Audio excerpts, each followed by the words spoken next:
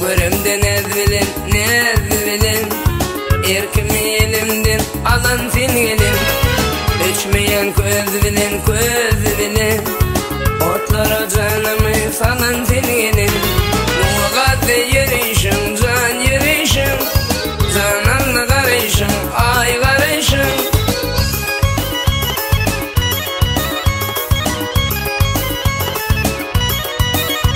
Aklım hayran derişim bak derişim Bir zatte kuşumu alan sen gelin Nezlene gülay seni Yürücüme milkim bolay sana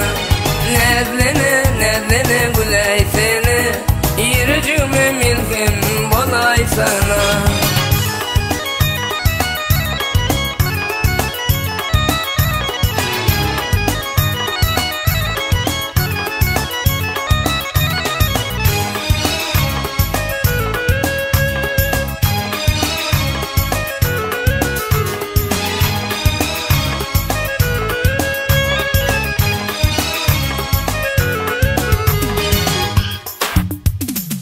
Nerede sende cinan var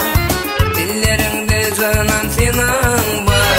Bilmem ne mezidin günem var Bağrım edilince eridin gelin Dillerin var senin bir feri Zilplerin uzayınca yetyer yere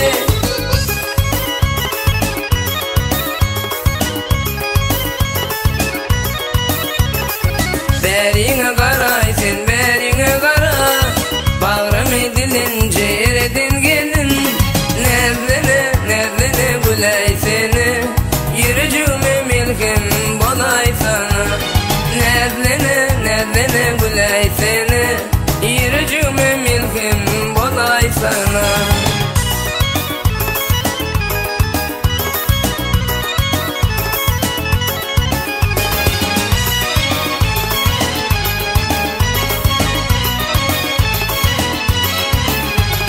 Tutsam ince bilindin sen bilindin